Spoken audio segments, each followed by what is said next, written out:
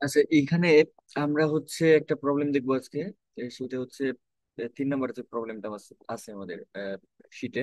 সেটা হচ্ছে find the stability interval in Euler's method for the differential equation y prime is equal to lambda y, hence perform the stability analysis for this method graphically for lambda equal to minus. আচ্ছা, তাহলে আমাদের কি বলতেছে, এই যে একটা differential equation দেওয়া আছে, এটা ইউলার মেথডের মাধ্যমে সলভ করতে হইব। আর এটার স্টেবিলিটি ব্যাপারটা অ্যানালাইসিস করতে হইব। কার জন্য? ল্যামডা ইকুয়াল টু থ্রির জন্য, এই -3-এর জন্য। এটা যদি আমরা করি, তাহলে আমরা একটু বোঝার চেষ্টা করি আমাদের প্রোগ্রামটা কিরকম হইব। তাহলে সরাসরি চলে যাই। আচ্ছা, এই যে এইখানে আমার করা আছে এটা। আচ্ছা, এইখানে যদি দেখি কি হইতেছে ব্যাপারটা। আহ, মানে আমাদের হচ্ছে স্টেবিলিটি অ্যানালাইসিসটা করতে হবে। ফার্স্টেই যদি আমরা মানে নর্মালি যদি চিন্তা করি আমরা স্টেবিলিটি অ্যানালাইসিসটা কিভাবে করতাম, এটা যদি একটু দেখার ট্রাই করি। আচ্ছা, এক সেকেন্ড, আমি এটা একটু বুঝাই, আমি জানিয়ে আসি।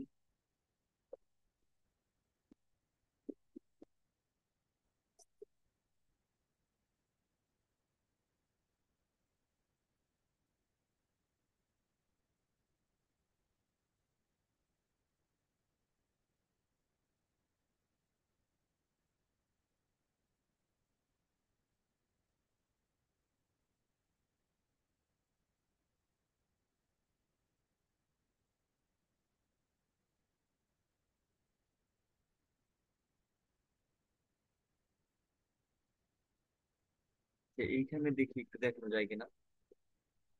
এইটার জন্য আমরা হচ্ছে স্টেবিলিটি অ্যানালাইসিসটা ফার্স্ট চেক করব। এর জন্য দেখি।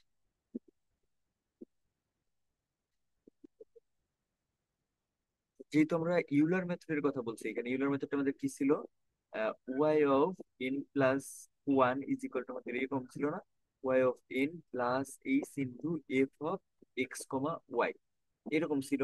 তাহলে এখন ওয়াই অফ এন থাকলো, এইখানে এইচ ও থাকলো, এফ অফ এক্স ওয়াই এর পরিবর্তে কিন্তু আমাদের এই পুরো পার্থক্য আসবে। তাহলে এইটা হয়ে যাবে হচ্ছে lambda into y of n, এরকম। তাহলে এইখান থেকে যদি আমি ওয়াই এন কমন নেই, তাহলে আমাদের আসতেছে হচ্ছে ওয়ান প্লাস এইচ ল্যামডা, এই পার্থক্য। এখন এই স্টেবল হওয়ার জন্য এই যে ওয়াই এর সাথে যে সহগটা থাকে, এটা হচ্ছে less or equal two one হওয়া লাগে। তাহলে আমাদের এইরকম হবে ওয়ান প্লাস এইচ ল্যামডা, এইটা অবশ্যই less or equal two one হবে। এখন ল্যামডার মানটা আবার দেওয়া আছে, এটা যদি আমরা বসাই দিই, তাহলে one minus three lambda three H, three H less or equal two one. এখন এইটা যদি আমরা, আচ্ছা এটা মোট সাইন হবে, এটা হচ্ছে নর্ম নিতে হবে। আচ্ছা, এটা যদি করি, এখন এই পার্টটাকে আমরা লিখতে পারি যে এরকম one minus three H less or equal two one. এখন এইটা সলভ করলে আমরা দেখবো হচ্ছে আমাদের এইচটা এরকম আসবে, greater equal to zero, less or equal to two by three. তার মানে 2/3 সমান কত? প্রায় 0.67 এরকম। আচ্ছা, তাইলে এখন আমাদের হচ্ছে এই যে এইখানে স্টেবিলিটি যে অ্যানালাইসিসটা করতে বলছে গ্রাফিক্যালি, এইখানে আমাদের হচ্ছে কয়েকটা ভ্যালু নেওয়া লাগবে। মানে এইচ এর কয়েকটা ভ্যালু নিব, যেমন রেঞ্জ দেখতেছি আমি জিরো টু মানে 0 থেকে 0.67 এর পর্যন্ত। আমরা চাইলে পরে এই এইচ এর ভ্যালুটা 0.1 নিয়ে দেখতে পারি, সাথে থাকবে হচ্ছে 0.5 আর 0.7। যেহেতু 0.1 আর 0.5টা এই রেঞ্জের মধ্যে আছে, তার মানে আমরা বলবো এই দুইটা পয়েন্টের জন্য যে গ্রাফটা পাবো সেটা হচ্ছে স্টেবল হবে। আর এইটার জন্য যে গ্রাফ হবে সেটা হচ্ছে আনস্টেবল হবে। এখন এই ব্যাপারটা কিভাবে বুঝবো আমরা গ্রাফিক্যালি আরো সুন্দরভাবে দেখবো। আচ্ছা, ব্যাপারটা আরেকটু আমি বলি। মানে মেইনলি এই কোয়েশনটা যদি আমরা সলভ করি, সলভ করলে আমাদের দেখা যাবে হচ্ছে এইরকম একটা এক্সপোনেনশিয়াল একটা গ্রাফ পাইতেছে। আর আমরা যদি নিউমেরিক্যালি এটা সলভ করতে চাই, দেখা যাবে হচ্ছে এই এইচ যদি আমি 0.1 আর 0.5 ধরি, তাহলে আমাদের মানে এমন একটা গ্রাফ পাওয়া যাবে যেটা দেখা যাবে হচ্ছে প্রায় এইটাকে, মানে এই গ্রাফের কাছাকাছি কিছু একটা ভ্যালু দিতেছে, এরকম কাছাকাছি একটা ভ্যালু দিতেছে। বাট যখন আমি 0.7 যাবো তখন দেখবো হচ্ছে এই গ্রাফটার স্টেবল নাই, এই যে এরকম উঠানামা করতেছে। এই ব্যাপারগুলো আমরা হচ্ছে প্রোগ্রামে দেখবো। এইটাই বোঝানোর ছিল।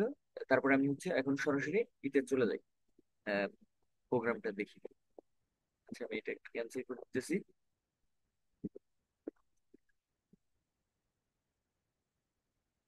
এই যে এইখানে ফার্স্টে আমরা এটা জানি, যে ক্লিয়ার করলাম সবকিছু। তারপরে আমরা কি করব? আচ্ছা, এখানে আরেকটু কাজ আছে।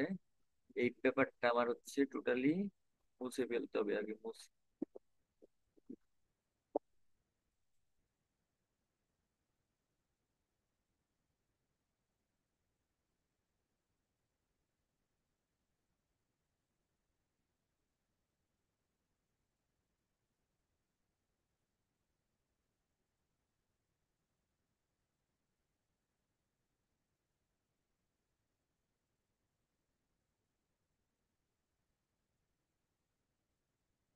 হ্যাঁ, এইদিকে যদি আমরা একটু দেখি, এইখানে কি করলাম, ওই ফার্স্টে আমাদের ল্যামডার একটা যে ভ্যালুটা দেওয়া ছিল ওইটা কিন্তু আমরা দেখছি, ওইটা ইকুয়াল টু -3 ধরে নিছি। এরপরে কি করলাম, আমরা ইনিশিয়াল একটা কন্ডিশন, সেটা হচ্ছে ওয়াই নট ইকুয়াল টু 1। মানে নর্মালি আমাদের যেহেতু এইখানে হচ্ছে আমি একটা অ্যান্সার দেখাবো আর আমাদের কোনো কনস্ট্যান্ট আলাদাভাবে রাখতে চাচ্ছি না, সেই জন্য এটা ইনিশিয়াল কন্ডিশন ধরে নিছি একটা। আর ইনিশিয়াল কন্ডিশনটা না থাকলে আমাদের একটা সি এর ভ্যালু থাকতো, মানে সি এর যে কোনো ভ্যালু এখানে নিতে পারতাম। আচ্ছা, ওই সি এর ভ্যালুটা স্কিপ করার জন্য এখানে নিচ্ছি, এটাই কারণ। আর টি ইন মানে আমি রেঞ্জ কনসিডার করছি, সেটা হচ্ছে টি ইন করছি 5 এর ভিতরে। এখন এইচ এর ভ্যালুটা আমরা কিভাবে নিছি, এই যে এইখানে কমেন্টও করা আছে ব্যাপারটা, মানে 0.1 নিলাম, 0.5। আমি কিন্তু দেখাইছি যে 0.67 পর্যন্ত ওই স্টেবল থাকে। এখন এর জন্য আমি 0.1 নিছি, এটাও stable point, 0.5 stable point, 0.7 unstable. এটা কিভাবে আনস্টেবল হইতেছে ওইটা আমরা গ্রাফে দেখাবো। আচ্ছা, এই যে এইখানে বলছে এই কথা, এই যে আনস্টেবল ভাবে এটাও বলা হচ্ছে ফিগার, মানে আমি একটা ফিগারের মধ্যে দেখাবো। আর হোল্ড অনটা করে ফেললাম। এখন হচ্ছে কালার্স দিছি। এখন কালার্স এটা এইভাবে দেওয়ার কারণ কি, 0.1 এর জন্য ও হচ্ছে রেড কালার দিবে, 0.5 এর জন্য ব্লু বা ব্ল্যাক, আর 0.7 এর জন্য গ্রিন কালারটা দিবে। ওকে।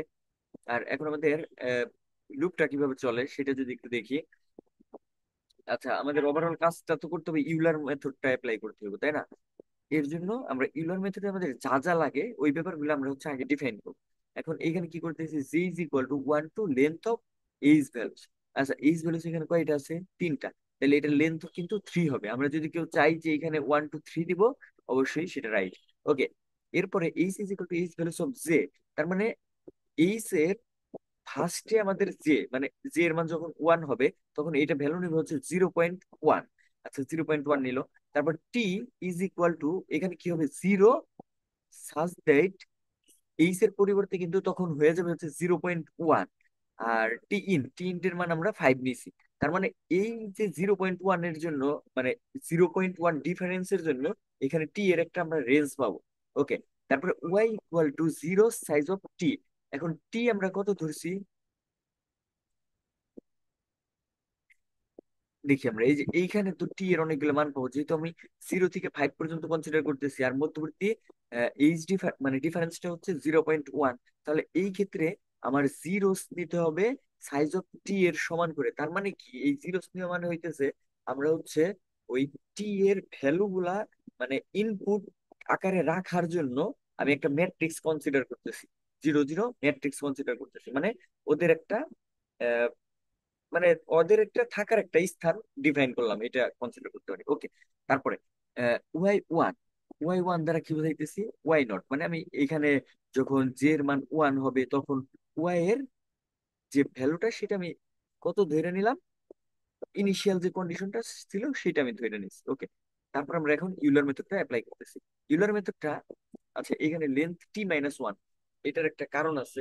কারণটা কি, আমরা যখন মানে এই যে এইখানে দেখি ওয়াই এর আমাদের লাস্ট ভ্যালু হবে হচ্ছে আহ, আয়ের, মানে আয়ের লাস্ট ভ্যালু যদি হয় 4.9, যেহেতু আমাদের রেঞ্জটা এই ক্ষেত্রে 0.1, 4.9 এর সাথে যদি আমি এই যে I+1 দেখি, মানে এখানে একটু একটু বুঝতে হইব।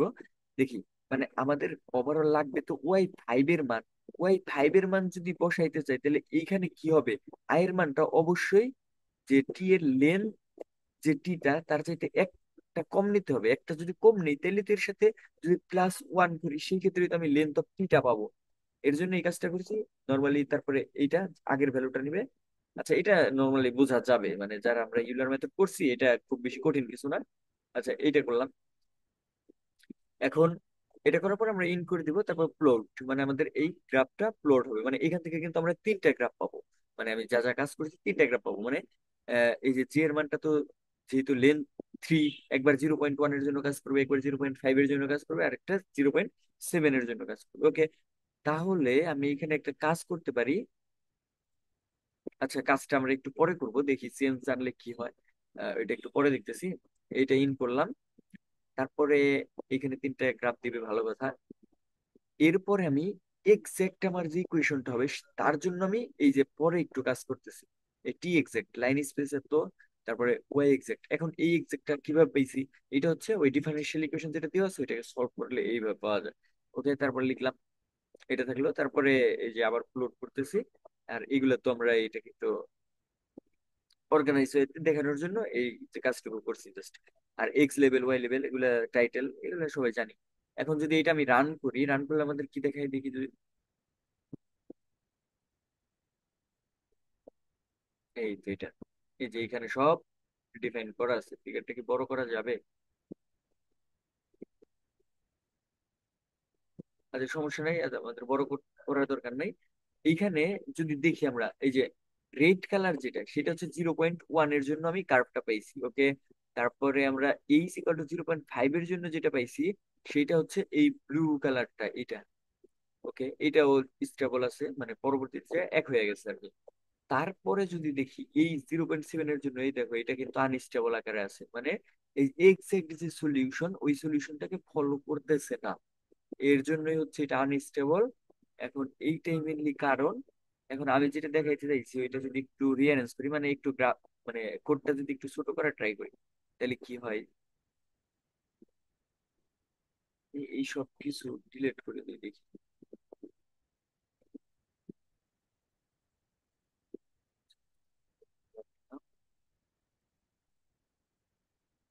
পার্সোনালি আমার একটু লেখা টেখা পছন্দ না, এগুলা হচ্ছে যারা কি করতে চায় নিজেরাই পারে এগুলা। করে রাখলাম। এটা রাখার কারণ আছে, এটা বলতেছি একটু পরে। এখন যদি আমি রান করি আবার,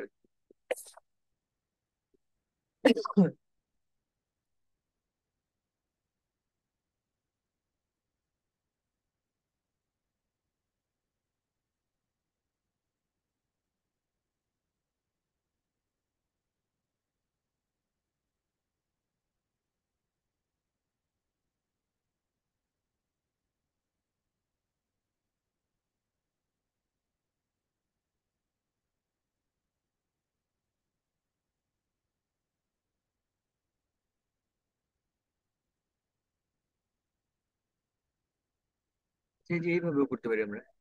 মানে এখানে একটু আগেরটা একটু সুন্দর ছিল, এটা আর একটু ইয়ে হয়েছে।